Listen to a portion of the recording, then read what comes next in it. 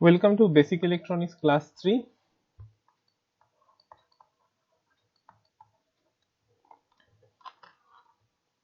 So, from today, we would be starting with the normal Basic Electronics course. And so, I repeat again that the earlier parts were included in the syllabus, but we just did it earlier because it would be contained in lab experiment 2. So, from now, we will go with the normal pace and the normal course content of Basic Electronics. So we have three kinds of materials based on the conductivity or conductance. So classification of materials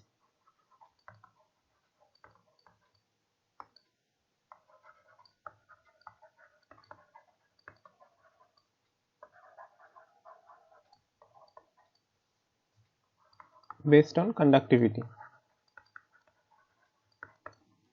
So the first thing that comes to your mind is actually a metal. So metals have a high conductivity or a very high conductivity, as you already know.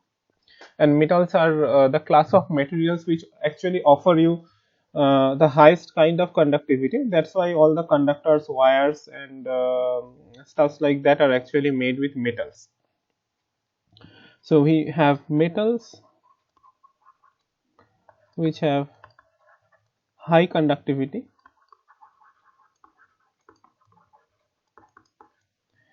and then we also have materials which have no conductivity or extremely limited conductivity, and this class of materials are known as insulators. This you also know, almost zero or exactly zero conductivity.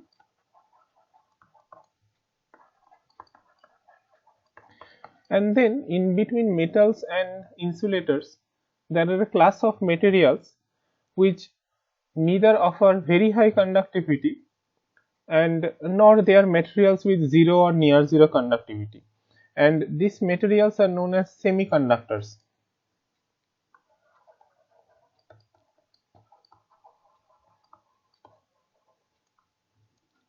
So this offer us moderate to low conductivity.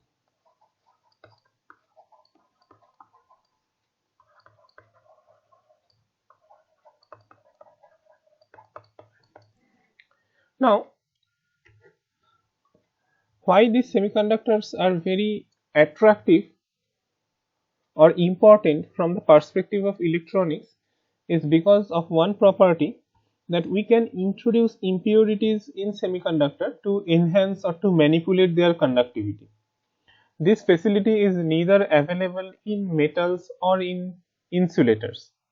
In metals, the conductivity is mainly a property of the materials, and this conductivity cannot be controlled. For example, you cannot make a metal behave like an insulator. Similarly, for insulators also, the zero conductivity or the near zero conductivity is mainly a property of the insulators, and you cannot make insulators behave like metal by any method. For semiconductors, on the other hand, the conductivity can actually be manipulated by introducing impurities in the semiconductor. And so this is what makes the semiconductors attractive from the perspective of electronics manufacturing, that we can actually introduce impurities in semiconductors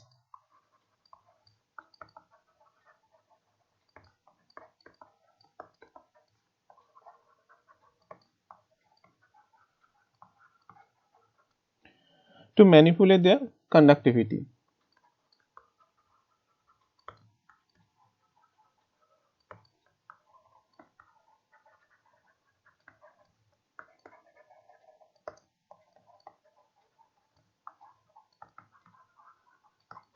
And as I stated, that this property makes semiconductors very attractive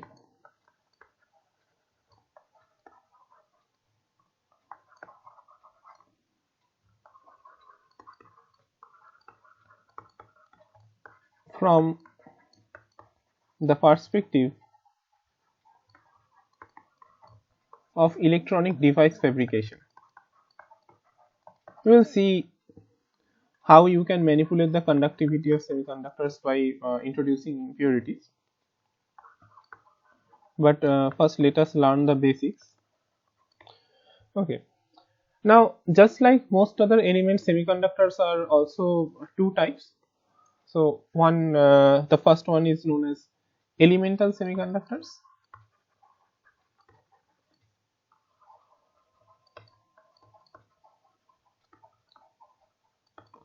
So, these are basically semiconductors which consist of only one element, and generally these elements are group 4 elements in the periodic table. So, I am sure all of you have learned about periodic table in your 12th chemistry course. So, we need not go into that much detail here. So, these are mainly semiconductors that consist of only one element.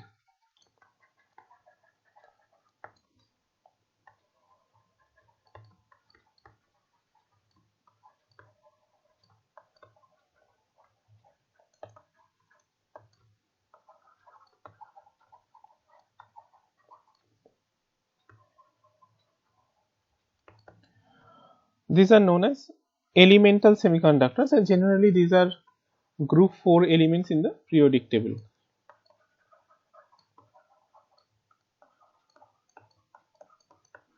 So, group 4 elements in the periodic table basically means that they have 4 electrons in the outermost shell. Okay, that is what group 4 elements mainly mean.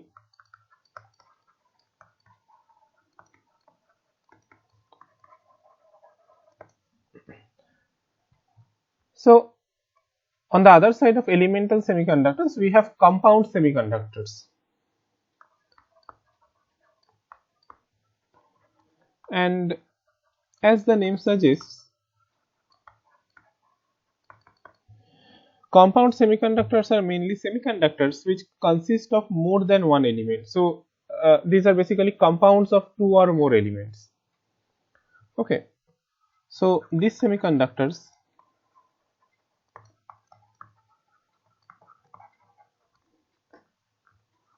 consist of more than one element, and that is why the name compound semiconductor is given.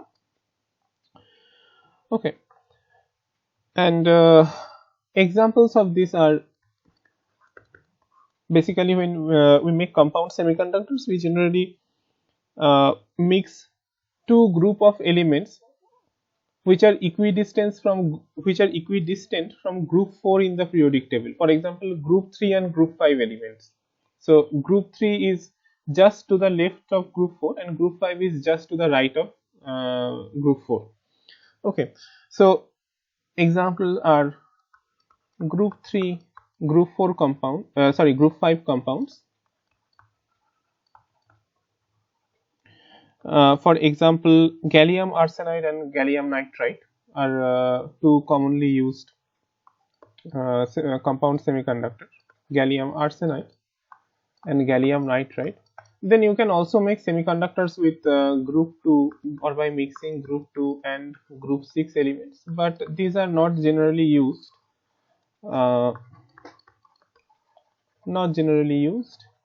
And the thing is that it's also difficult to actually make these things. It's difficult to fabricate group 2 group 6 compounds actually, and that is why you do not generally bother to use these semiconductors. We already have group 3 group 5 semiconductors, compound semiconductors.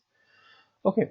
So we have not given an example of elemental semiconductors. Example of elemental semiconductors, as I just stated, that these are generally group 4 elements, and perfect example would be silicon, which is very widely used, and all your chips in your mobile or the processor in your computer, these are all made up of silicon, and silicon is actually right now the most widely used element in the semiconductor industry or in electronics industry, and I think about 80 to 90% of the electronics chips or electronic devices are actually made of silicon. Okay, so silicon is the most widely used semiconductor, and then there is another semiconductor which is germanium. This semiconductor is mainly used in light emitting diode. Okay, but this is germanium is not generally used in electronic devices. For example, germanium is never used in your mobile chip or let us say in your computer processor. So of course, silicon has some very attractive properties that make it the most widely used element in the semiconductor industry or in electronics industry. Okay, so we have two kinds of semiconductors, just as we discussed: elemental semiconductors and compound semiconductors. Elemental semiconductors consist of a single element, and these are generally group 4 elements. Compound semiconductor, on the other hand, consists of two elements or at least two elements, and these are generally group 3 group 5 compounds. Okay, and theoretically, of course, you can construct compound semiconductors with group 2 group 6 elements. Okay, now let us consider silicon. Okay, let us consider this element or this semiconductor silicon. Silicon actually has 14 total electrons, and its outermost shell, as I just discussed, contains 4 electrons. So the valence shell of silicon contains 4 electrons, and that is why it is a group 4 element. Okay, and in total silicon contains 14 electrons, and a single isolated atom of silicon has the electronic configuration 1s2, 2s2, 2p6, 3s2, 3p2. So these are the electrons in the third orbital, which are basically the outermost electrons or the valence electrons of silicon. Okay, and in total silicon contains 14 electrons. Okay, and this is the electronic configuration of an isolated atom of silicon. And as we already know that the orbitals, the different orbitals of silicon contain or have fixed energies. For example, this shell 1s2, this contain or this have a fixed energy. The shell 2s2 has some other energy. The shell then 3s2 also has some other energy. So these are discrete energy. There is discrete energy or a fixed energy which is associated with each orbital of silicon. Okay, for example, the energy associated with 3p2 and 2p6 are not the same. So each of the orbital is associated with discrete energies. Okay, that is the case of a single isolated atom of silicon. Now, when two atoms or more than two atoms are brought in contact with each other or are brought closer to each other, then these electrons in each silicon atom cannot stay at the same energy. For example, let us bring three atoms of silicon. So these three atoms, these are the three atoms of silicon which are far from each other, let us say, and these atoms have definite or fixed energies for each of its orbital.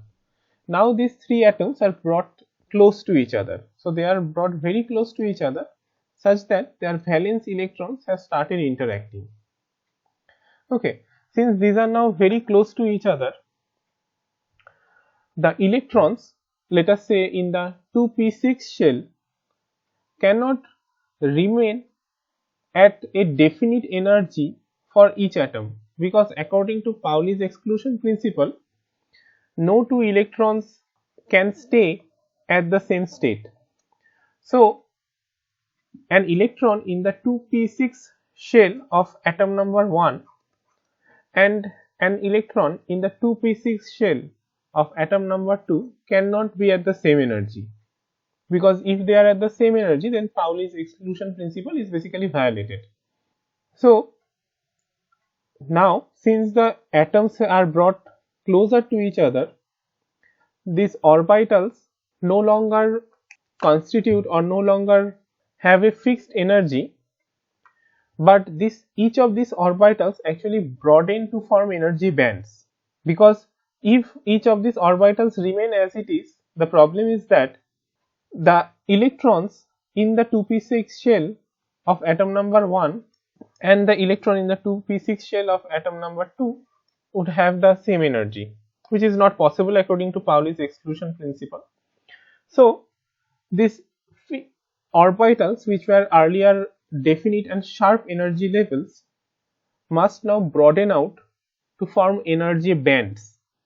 Okay, so an orbital is basically a sharp energy level or a sharp state, a sharp energy state in which electrons can stay.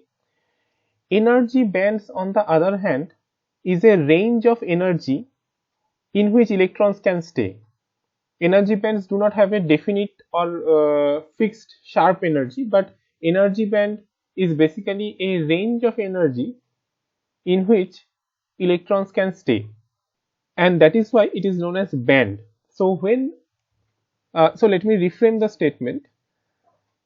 An isolated atom of silicon has orbitals, which are basically sharp and fixed energy levels or states in which electrons can reside.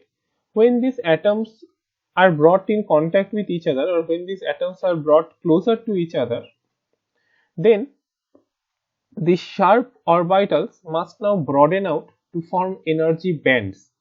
And energy bands are basically a range of energies in which electrons can stay. So let me write it here. A single isolated silicon atom has discrete energy orbitals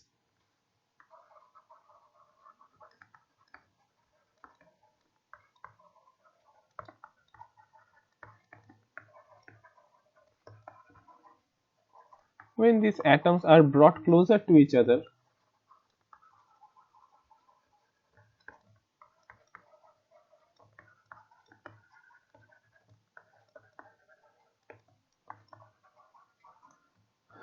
These orbitals must broaden out to form energy bands, because no two electrons can stay in the same state.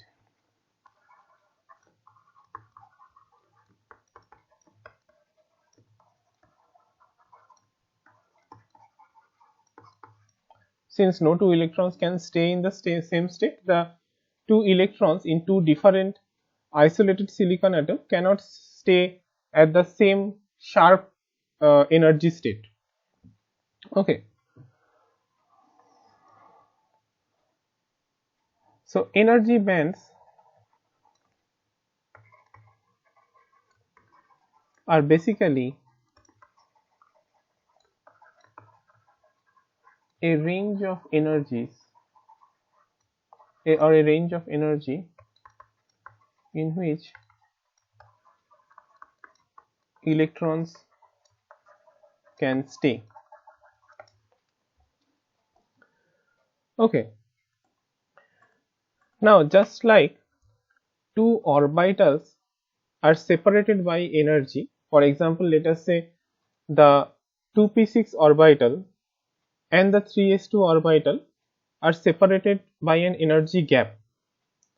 Okay, so the 2p6 orbital and the 3s2 orbital have different energy, so they are separated by a energy. Let us say they are separated by an energy gap. Similarly, just as orbital are separated by energy gaps, the energy bands likewise are also separated by energy gaps. Okay, so two energy bands are basically separated by an energy gap.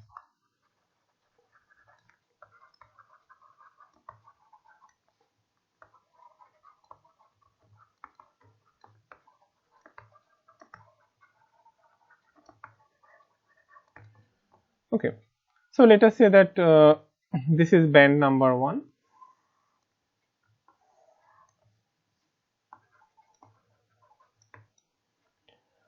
this is band number 2,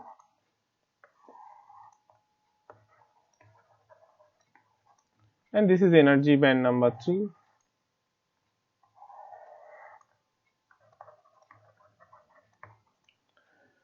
Okay, so this is our energy axis here. This is band 1, band 2 and band 3, and just as I stated that an energy band is basically a range of energy over which electrons can stay. So for example, since the vertical, this direction is our energy axis, so band 1 consists of this much range of energy. Okay, so electrons that reside in band 1 must reside within this energy range. So energy band is basically a range of energy over which electrons can stay. So electrons staying in band 1 or electrons belonging to band 1 must have an energy within this range. Okay, and similarly we have band 2 here. So band 2 consists of this energy range, and electrons that belong to band 2 must have an energy within this range. Okay, so electrons belonging to band 2 must have an energy within this range over here. Now just as I stated that just as two orbitals are separated in energy, or two orbitals have different energy, two energy bands likewise are also separated by a band gap. So for example, band 1 consists of this energy range, band 2 consists of this energy range. Now band 1 and band 2 are separated by this gap. Okay, so two bands must be separated by a band gap, and in this band gap, so this is known as the band gap or the forbidden gap. Let me write it here.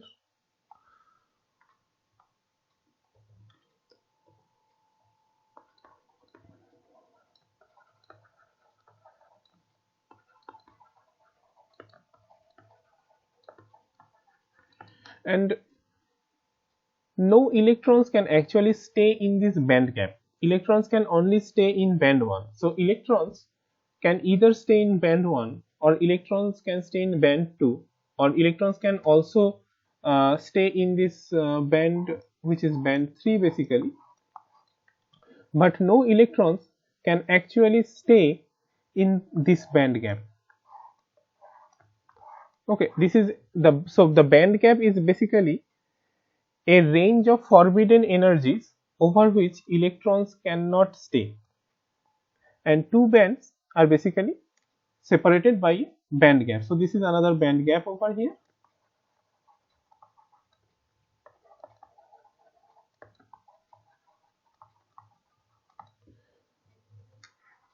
Okay, so two energy bands are separated by an energy gap or band gap, and no electrons can stay in the band gap, or no electrons can actually have an energy which corresponds to an energy in the band gap. Okay, so band gap is basically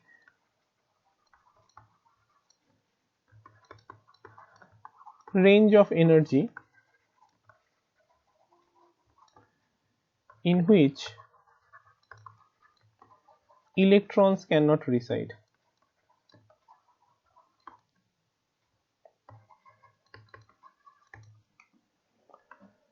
Okay, now at 0 Kelvin, the highest band that is completely filled is known as the valence band. So let us say that this band 1 here is completely filled. So there are electrons which completely are filling up this band. So let me draw it here. So there are electrons which completely fills up this band 1. Okay.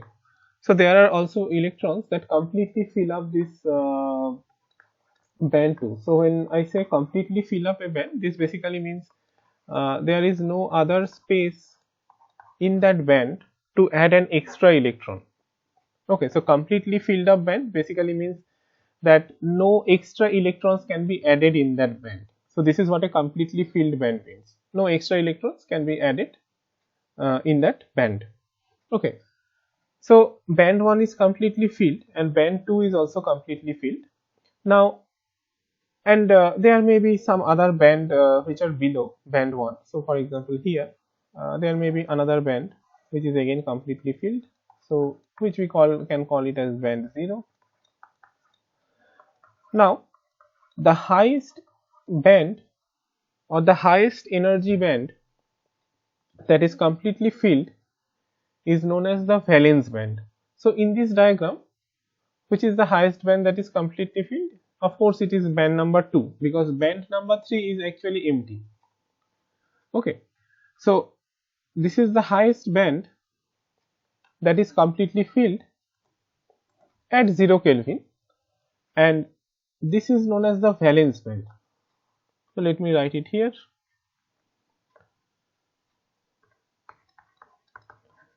Highest band means the highest energy band. Highest band that is completely filled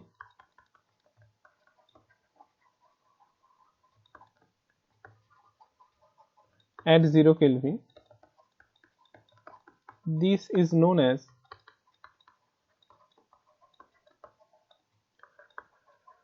valence band. Okay, now band number 3 constitutes the lowest energy band that is completely empty at 0 Kelvin, because the band just below band 3 has electrons. So band 3 is actually the lowest energy band that is completely empty at 0 Kelvin, and this is known as the conduction band.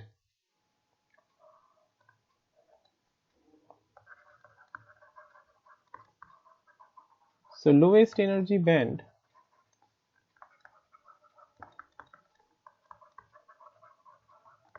that is completely empty at 0 Kelvin, this is known as the conduction band.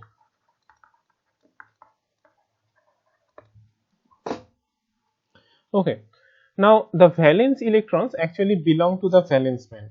So let me just remind you what the term valence electrons mean.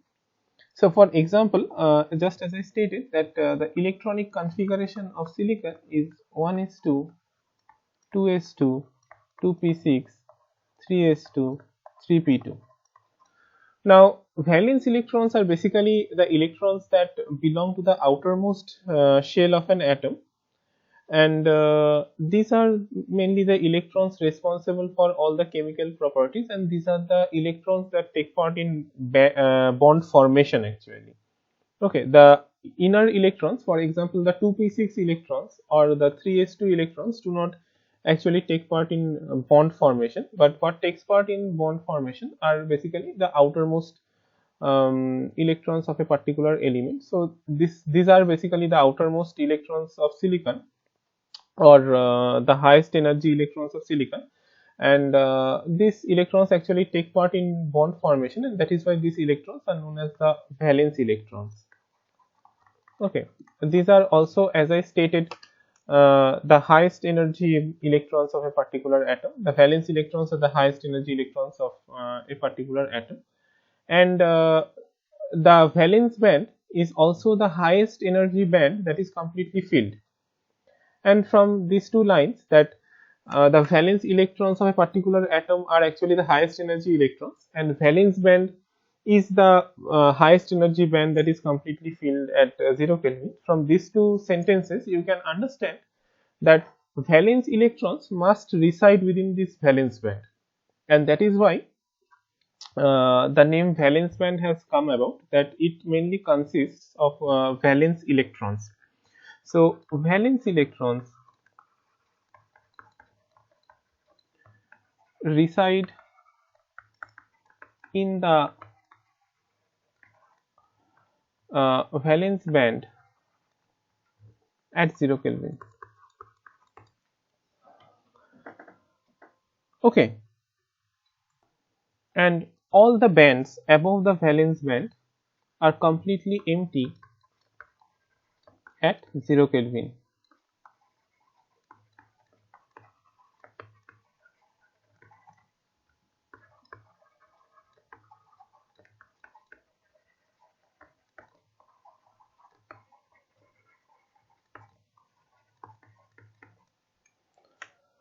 Okay, so let me draw a schematic of how a silicon atom takes part in bond formation.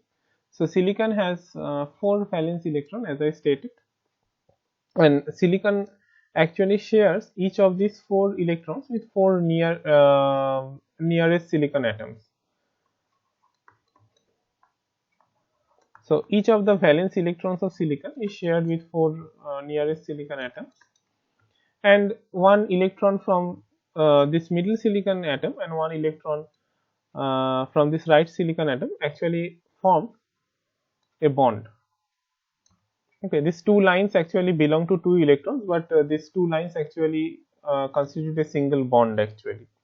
Okay, so similarly we have another bond here, we have another bond here, we have another bond here. So 4 bonds actually corresponding to 4 valence electrons of silicon, and then this silicon would also be bonded with 4 of its neighbors. Of course, this is a simple schematic, not the detailed picture, but I think this is enough to give you a feeling of how this bond are distributed in a silicon crystal.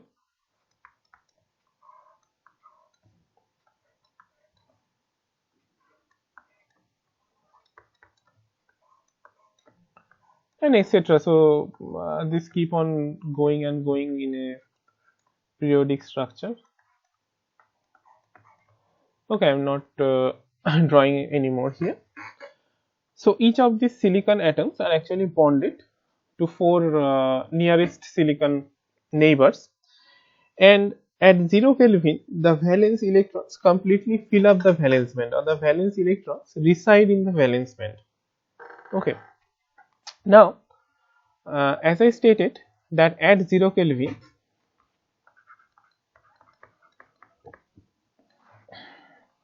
the valence band is completely filled,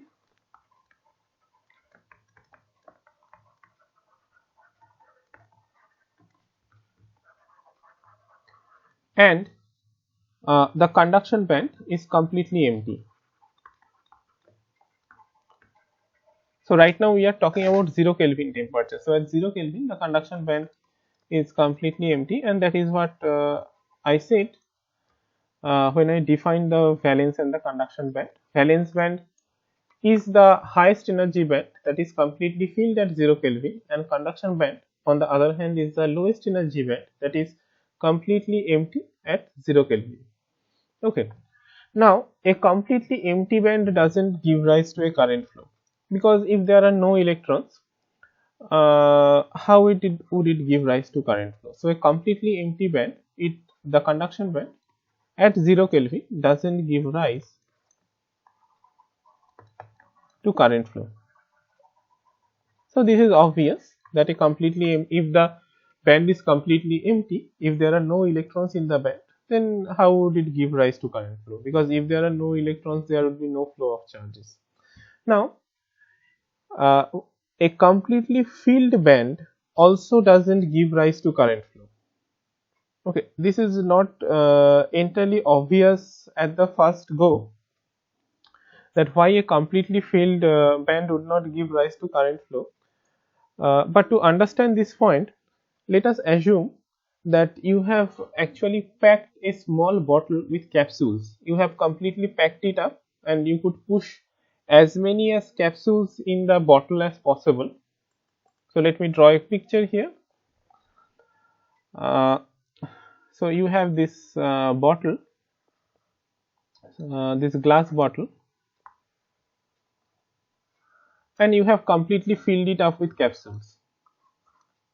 Okay, so you have pushed as many as capsules possible in the bottle, and you try to push further number of capsules, but when this bottle is completely full, you cannot actually put any more capsules in the bottle. Now you close the lid. So you close the lid of this bottle and you shake this bottle. So will the capsules move around? Of course no, because this bottle is actually completely filled. So if you shake this bottle, this capsules would not move around. It's completely packed. There is no space for the capsules to move around. So if you shake this completely filled bottle, these capsules would stay in their definite position. They would never move around. So this is what happens for a completely filled band. That since this band is completely filled, there is no place for the electrons to actually move around. So electrons would not flow. However, let us again consider this bottle. If you remove some capsules from this bottle and make this bottle half filled, okay, so you remove some capsules now. So let us say you remove some capsules from here. You remove some capsules and now you close the lid and shake this bottle. So here capsules can't move around.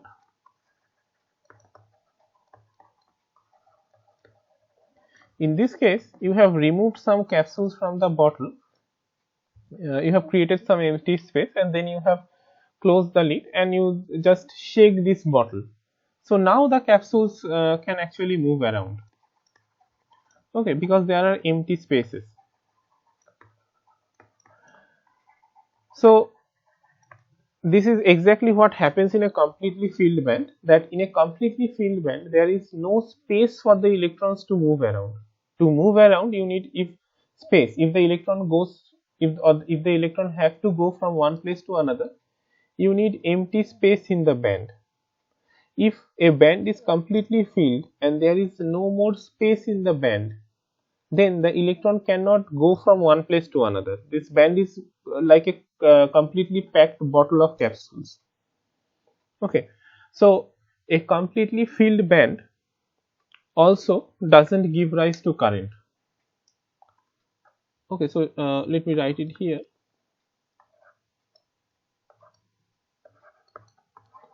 So a completely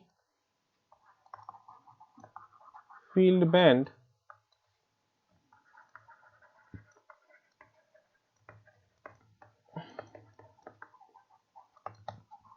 doesn't give rise to current,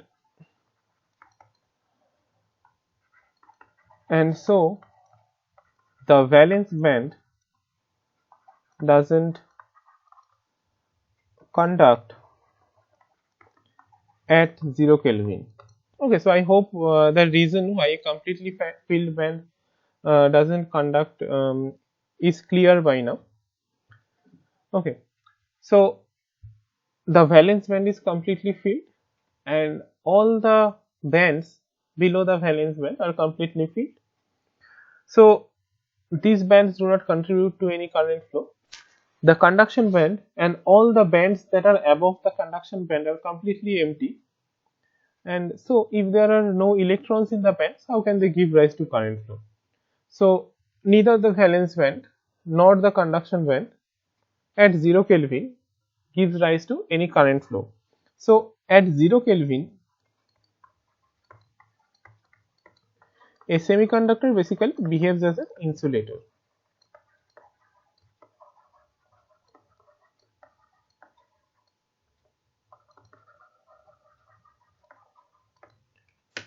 Okay. So till now what we have discussed is for or is valid for 0 Kelvin temperature. Now let us consider a finite temperature. At finite temperature, let us consider the energy bands.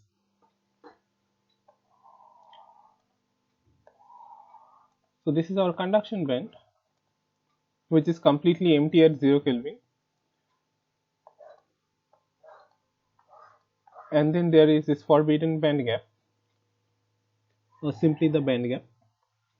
So this is the forbidden gap, which I write it as Fg, or the band gap, which may also be written as Bg here, and then there is this valence band. So remember that the valence band is the highest energy band that is completely filled at 0 Kelvin temperature, and all the bands which are below the valence band are actually filled, and the conduction band is basically the lowest energy band that is completely empty at 0 Kelvin temperature, and all the bands that are actually above the conduction band are basically empty. Okay, the conduction band is empty, all the bands which are above the conduction band are also empty. Now at finite temperature, what can happen is that an electron in the valence band can absorb energy and get excited to the conduction band. So an electron here in the valence band can absorb energy and get excited to the conduction band. Okay, so absorb and excite. Okay, so in the physical picture, this basically corresponds to breaking of the bonds. So for example, let us consider the typical case of bonded silicon atoms. So at 0 Kelvin, all these bonds are actually complete, or all these bonds are completely formed actually at 0 Kelvin temperature. Now at finite temperature, what might happen is that one of these bonds might break and the electron might be set free. Okay, so let us consider that at finite temperature, this bond is broken. So, and we already know that an electron in the bonded states has lesser energy than a free electron. So when this bond basically breaks, the electron must absorb energy. So this is the physical picture here. As I said, that the valence electrons or the bonded electrons actually reside in the valence band. Okay, so whenever these bonds break and the electron is set free, they are actually excited from the valence band to the conduction band. Okay, so breaking up of a bond corresponds to energy to electron excitation from the valence band to the conduction band. I repeat again that at 0 Kelvin temperature, the valence band is completely filled with electrons, and these electrons in the valence band corresponds to the electrons in the outermost shell of silicon atom, which are bonded with the neighboring electrons of the silicon atom. Okay, now when an electron absorbs energy and breaks the bond, this basically corresponds to excitation of electrons from the valence band to the conduction band. Now note that the valence and the conduction band are separated by this energy gap over here, or the band gap. Okay, so the minimum energy that an electron needs to absorb to break the bonded state, or the minimum energy that the electron needs to absorb to get excited from the valence band to the conduction band, is equal to the band gap, and let us call this band gap as Eg. So to go from the valence band to the conduction band,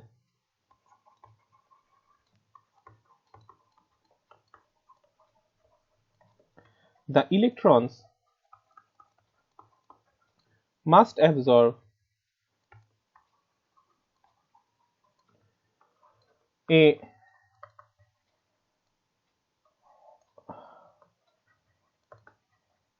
minimum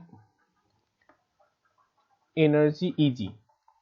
Eg is basically the band gap energy. So this distance basically in the energy space. Okay, must absorb a minimum energy Eg. Okay, so now at finite temperature, because thermal energy is available, some electrons in the valence band break their bonded state, they absorb energy and get excited to the conduction band. Now once the electrons go from the valence band to the conduction band, once this electron goes from this valence band here to the conduction band now have one electron over here, and the valence band now has the empty space over here. So this is an empty space. It was earlier occupied by the electron, but now this electron has got excited from the valence band to the conduction band. So the conduction band now has one electron and we have one empty space in the valence band.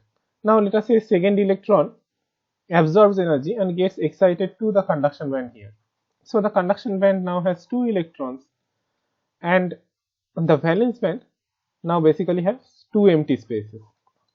Okay, so in this way, as the temperature increases, more and more electrons from the valence band get excited to the conduction band, and this creates some electrons in the conduction band and it leaves behind empty spaces in the valence band. Okay, so as the temperature increases,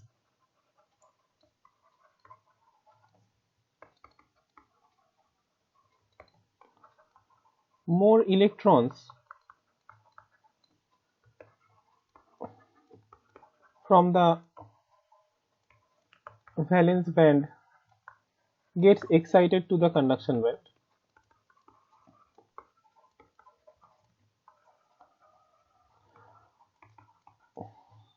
Why more electrons go from the valence to the conduction band as the temperature increases is because more thermal energy is now available for excitation.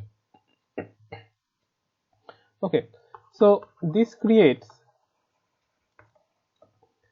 some electrons in the conduction band. Earlier at 0 Kelvin the conduction band was empty. Now there are some electrons in the conduction band at finite temperature and leaves behind some empty spaces in the valence band. Because some electrons have left, so some empty spaces are created in the valence band.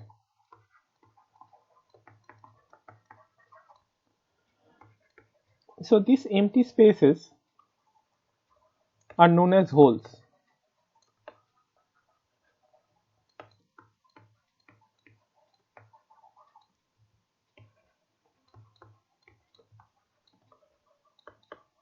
Okay, these are like vacancy. So the vacancy of an electron is known as holes. Okay, so these empty spaces are known as holes. Now that some electrons have moved to the conduction band can contribute to current flow because it's like a partially filled band. The conduction band is not completely filled because only a few electrons have left the valence band. So it's partially filled. There are some electrons in the conduction band. So since there are some electrons in the conduction band,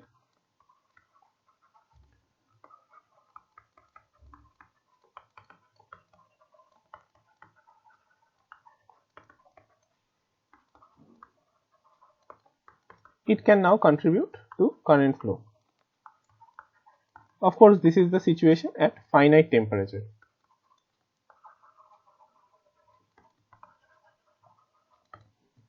Okay. Similarly, the valence band is now no longer completely filled because some electrons in the valence band have absorbed energy and got excited to the conduction band and they have left behind empty spaces. So now the valence band is no longer completely filled, and so it can be assumed to be partially filled. Okay, So the valence band, earlier the valence band was completely filled, so it would not give rise to a current flow. Now the valence band is also partially filled, or now the valence band has some empty spaces for movement of electrons.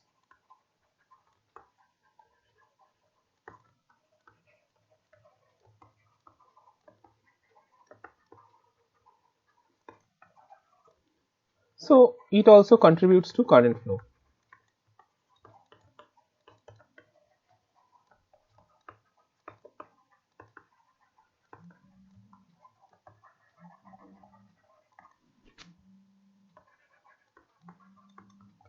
Okay. Now it is interesting to see how the current flows through the valence band, because for the conduction band mainly consists of free electrons. So these electrons are like, basically there are a lot of empty spaces in the conduction band and there are only a few electrons. Okay, so it's like let us say a few balls in a large space, and the balls can actually move around. So there are lots of space, and there are only a few electrons. The valence band, as I stated earlier, on the other hand, consists of electrons that are bonded.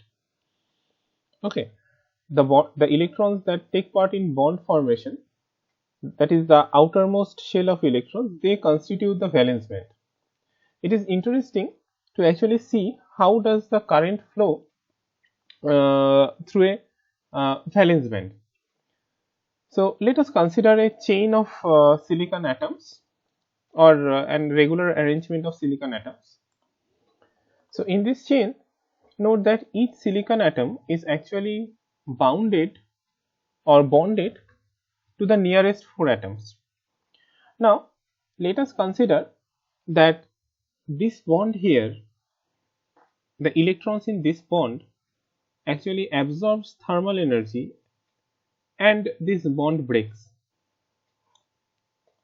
Okay, so once this bond breaks, this basically means these electrons have actually gone to the conduction band. So there is no bond over here. Okay, so these two silicon atoms, these silicon atoms and these silicon atoms are not bounded to each other now. Okay, because this bond has broken, the electrons in the bond have absorbed thermal energy, and this bond has broken, and so these two neighboring silicon atoms are not bonded. Now what can happen is that this electron, this bonded pair of electrons here, they can actually get transferred to this location. So once the electrons in this bond gets transferred to this location over here, this bond now reforms,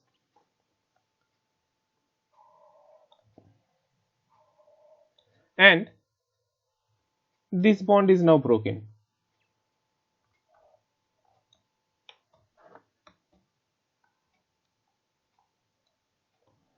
Okay, so now there is no bond between this silicon atom and this silicon atom.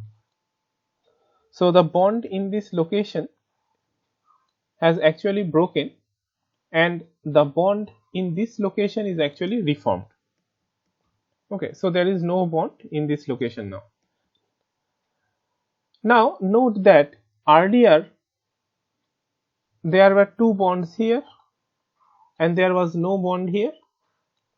Now the electrons in this bond here has actually moved to recreate this bond over here.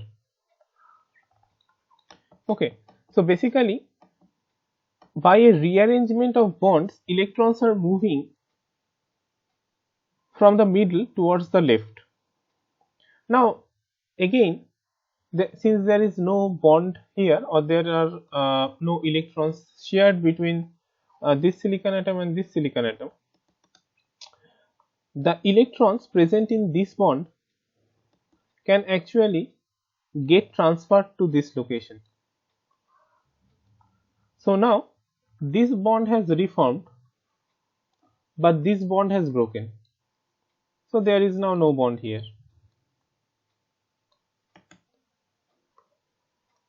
Okay. So note that the electrons earlier present here in the bonded state has now transferred themselves to this location over here. So the electrons has moved from this location to this location over here. Okay. So that is how, by transferring of bonds, the electrons can actually move from one location to another, and this is how the electrons move in the valence band. Okay, and they do not flow like free balls. The electrons in the conduction band actually flow like free balls, because they are not bounded. Actually, they are basically like free electrons. They are not bounded to any particular atom. On the other hand, the electrons in the valence band move by transferring the bonds from one location to the other location. Okay, just as I discussed right now. Okay, this is how, by transferring of bonds, the electrons in the valence band move from one location to the other location. Now note that, or let us say, let me reframe the statement. The next question is that how many electrons can move at a time in this way in the valence band? So the answer is, the number of pairs of electrons that can move is equal to the number of broken bonds, because the electrons would move by transferring the bond from one location to other. So at a time, simultaneously, that many pair of electrons can transfer from one place to another as the number of broken bonds. So that is the maximum number of electrons that can, or the maximum pairs of electrons that can transfer its location from one place to other. For example, let us suppose that there are two broken bonds. Okay, so if there are two broken bonds, then two pairs of electrons can actually transfer its location to the broken bonds and move. If there are no broken bonds, then no electrons in the valence band can move. If there is only one broken bond, then only one pair of electrons can move by transferring the bond location.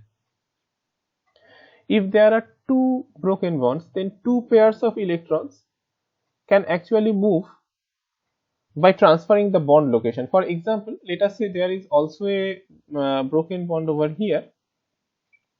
So there are two broken bonds. Let us say this bond is broken and this bond is also broken. So two pairs of electrons can actually move by transferring the bond location. One is this pair of electrons can move by transferring the bond location, and another is this pair of electrons can also move by transferring the bond location. Okay, so maximum two pairs of electrons can now move by transferring the bond location. So now let us also remember that each broken bond actually corresponds to a pair of holes, because holes are basically empty spaces. So since each bond corresponds to or each bond is formed by two electrons, so one broken bond means there are two empty spaces. Okay, so each bond corresponds to one pair of holes. So at any given time, the number of electrons that can simultaneously move is equal to the number of holes present in the valence band. So I hope this is clear. So at any given time,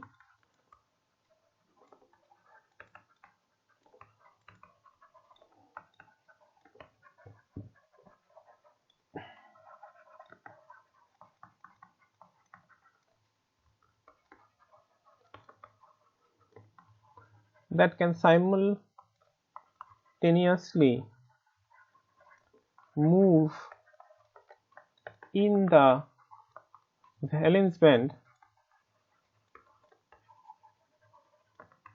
is equal to the number of holes in the valence band.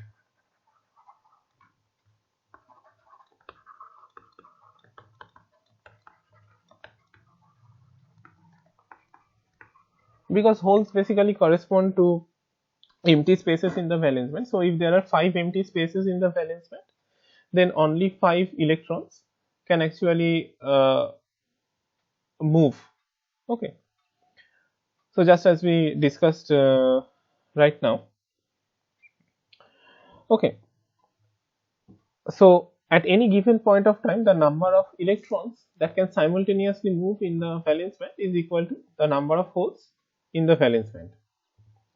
Okay. So rate of movement of electrons, let us not call it electrons, but let us call this carriers, the charge carriers.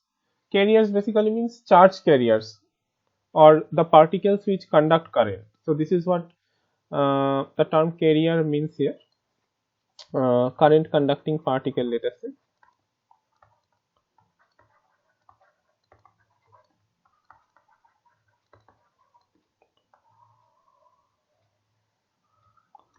So the rate of movement of carriers in the conduction band is equal to the number of electrons in the conduction band. Rate of movement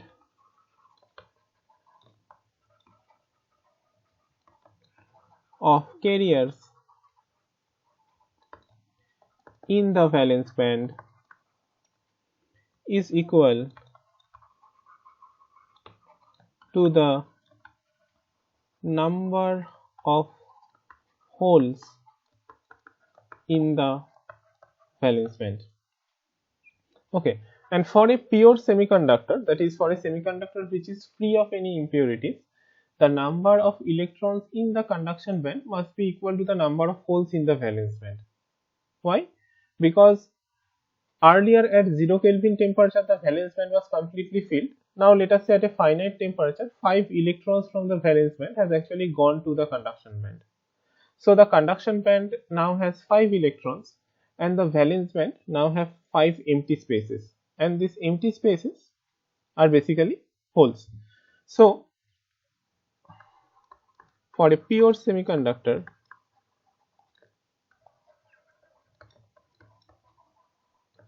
pure semiconductor means free of any impurities, the number of electrons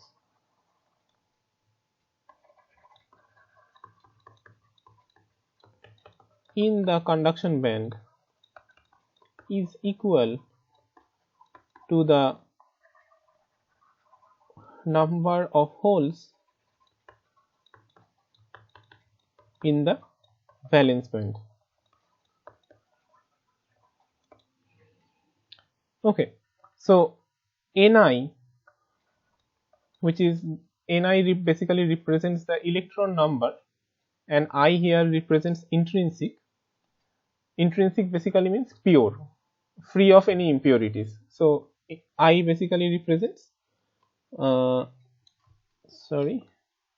I basically represents intrinsic here.